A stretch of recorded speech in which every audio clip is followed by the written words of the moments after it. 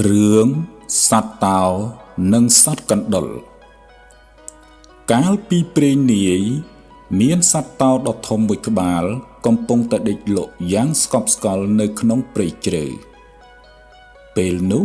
មានសត្វកណ្ដុរតូចមួយក្បាលបានរត់លេងនៅលើខ្លួនសត្វតោរហូតធ្វើឲ្យសត្វតោភ្ញាក់ពីដំណេកទាំងខឹងសម្បាយយ៉ាងខ្លាំងសត្វតោបានយកក្រញាំដ៏ធំរបស់វាចាប់កណ្ដុរនោះជាប់រួចបំរុងនឹងស៊ីជាអាហារកណ្ដុរតូចភ័យញ័ររន្ធត់ហើយអង្វរថាលោកម្ចាស់អើយសូមមេត្តាលើកលែងជីវិតឲ្យខ្ញុំផងចុះប្រសិនបើលោកម្ចាស់លែងខ្ញុំនៅពេលនេះថ្ងៃណាមួយខ្ញុំនឹងតបស្នងសងគុណលោកម្ចាស់វិញមិនខាននោះទេ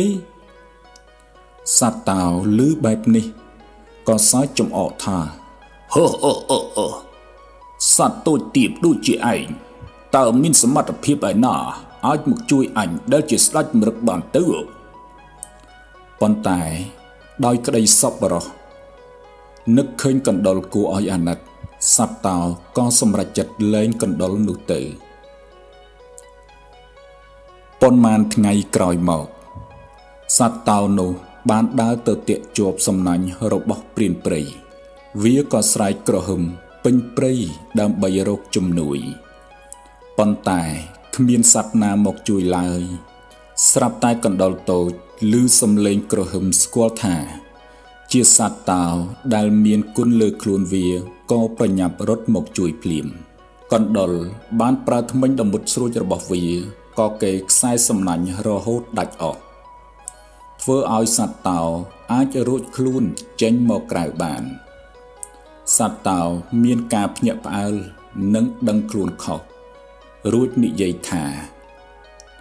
កាលពីមុនអញពិតជាមើលងាយឯងមែនប៉ុន្តែថ្ងៃនេះឯងពិតជាបានជួយជីវិតអញពិតប្រាកដមែន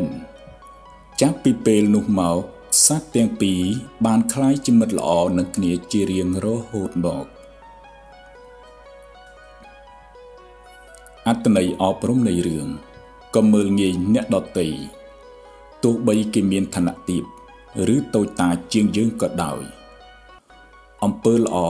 មិនសាបសូន្យការធ្វើអំពើល្អនៅថ្ងៃនេះនឹងទទួលបានផលល្អត្រឡប់មកវិញនៅថ្ងៃណាមួយ